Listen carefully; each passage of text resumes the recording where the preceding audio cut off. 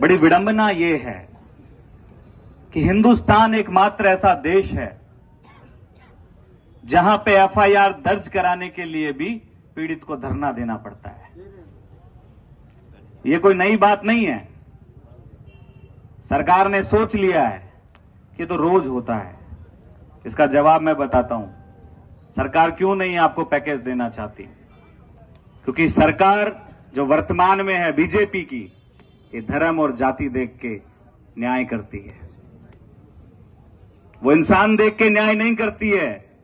वो आपके कपड़े देखती है, आपकी जाति देखती है, आपका धर्म देखती है और फिर न्याय करती है। आप देखिए, रातों रात सोते हुए लोगों को घरों से बाहर फेंक दिया जाता है और बुलडोजर घर पे चला दिया जाता है। बेशर्मी की बात है, यहां का एक नेता अपने देश में हो रही घटनाओं पे नहीं बोल रहा है। हमें कोई आपत्ति नहीं है, देश चाहे हिंदुस्तान हो चाहे बांग्लादेश हो, अल्पसंख्यकों पे किसी भी प्रकार का कहीं पे भी कोई अत्याचार नहीं होना चाहिए। हम साथ में हैं। बांग्लादेश में जो घटनाएं हो रही हैं हम विरोध करते हैं। हम ये भी मांग करते हैं कि वहां पे भी न्यायोचित व्यवस्था हो, लेकिन आप अपने देश में देखिए आप क्या कर रहे हो। बेशर्मी की बात है, आप अभी तक यहां नहीं आए हो। ये भी तो हिंदू हैं। आप हमें भी हिंदू ही मानते हैं। क्या इन हिंदुओं में क्यों भेदभाव है? शकल देख के, जाति देख के, वर्ग देख के आप न्याय करोगे? आपको सवाल पूछना चाहिए। वर्तमान की शासन की स्थिति ऐसी है जैसे अंग्रेजों के टाइम चलती थी। ईस्ट इंडिया कंपनी का राज था और आज भी ऐसा लगता है कि बीजेपी की सरकार जो है फूट डालो राज करो वाली जो नीति अपना रही है वो भी अंग्रेजों वाली है। लेकिन याद रखना, उस दौर के नेताओं ने जूत मारे थे, क्रांति लेके आए थे, जनता एकजुट हुई और अंग्रेजों को बाहर खदेड़ दिया। तो आज का व्यक्ति जाग गया है, क्रांतिकारी है।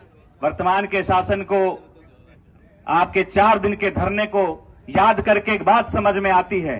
याद रखना मेरे नौजवान साथियों, हमारे वरिष्ठ नेता यहां बैठे हैं, जब असूलों की बात आए तो टकराना जरूरी है और जिंदा हो तो जिंदा नजर आना जरूरी है। डॉक्टर अंबेडकर आपको संविधान देके गए। उस संविधान के अंदर हर एक व्यक्ति बराबर है। विकलांग हो, बच्चा हो, बूढ़ा हो, नौजवान हो, अमीर हो, गरीब हो, विधायक हो या ठेला चलाने वाला मजदूर हो, ये डॉक्टर अंबेडकर का संविधान है। लेकिन इन लोगों ने जब से सत्ता में आए हैं उस संविधान को तार तार करने की कोशिश कर रहे हैं। आपको सजा किस चीज की मिल रही है? आपको पता है कि आपने इस देश में संविधान को बचाने के लिए वोट किया। वो लोग इसलिए नहीं आ रहे आप लोगों के बीच में। क्या था, कन्हैयालाल जी को भी चाकू से मारा गया, हम लोग लड़े, हमारी सरकार। पॉडकास्ट सेटअप्स तो मिल रहे हैं लेकिन एंकर नहीं है। पॉडकास्ट सेटअप और एंकर मिल गया तो एडिटिंग नहीं है।